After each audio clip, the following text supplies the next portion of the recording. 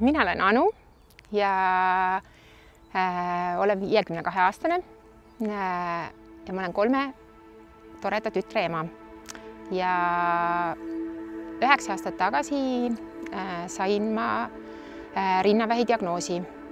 Kui inimene saab sellise diagnoosi, siis tegelikult esimene reaktsioon oli, et ma sain selle sügisel ja mul oli kõige suurem hirm, et ma ei näe kevadet.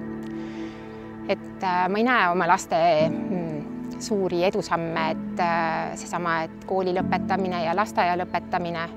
Ravi, mis tegelikult annab lisaaega meile võitlejatele.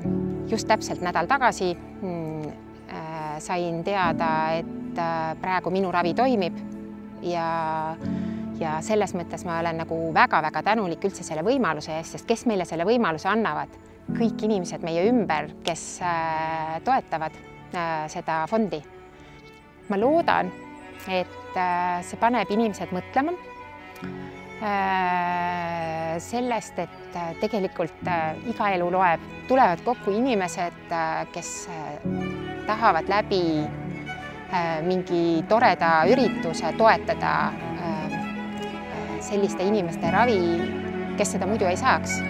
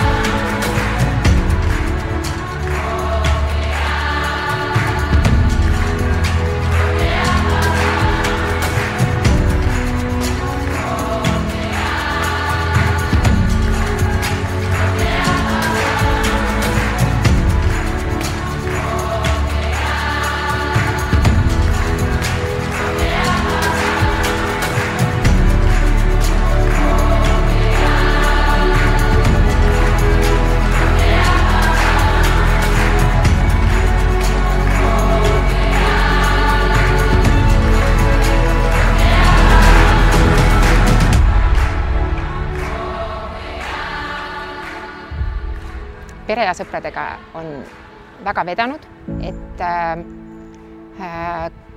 kõige lähemad sõbrad on aru saanud sellest, et kõige rohkem mind toetabki see, et kui sa jätkad seda igapäevaelu, et sa ei fokusseeri end niivõrd sellele haigusele, vaid ikkagi needsamad igapäeva asjad, et lähme sinna või teeme seda või helistavad ja räägime, et see ongi tegelikult, mis kõige rohkem tuge pakub, et ei hoita eemale.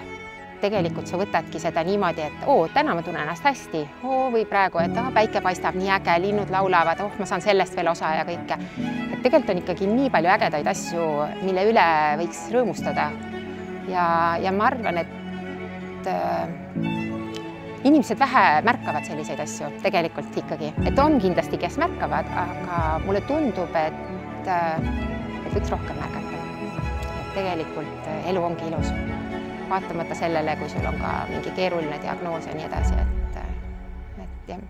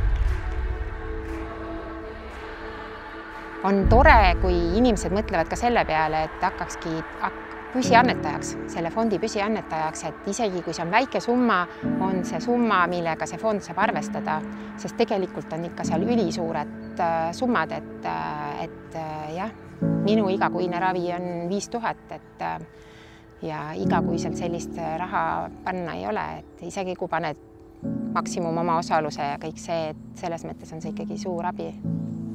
Kui oled isegi 1 euroga püsiannetaja, siis sellest on väga-väga suur abi, kui meid on palju, ja siis ma olen kõigile öelnud, et kõige suurem abi on, kui hakkate püsiannetajaks, sest sellest saavad abi nii paljud.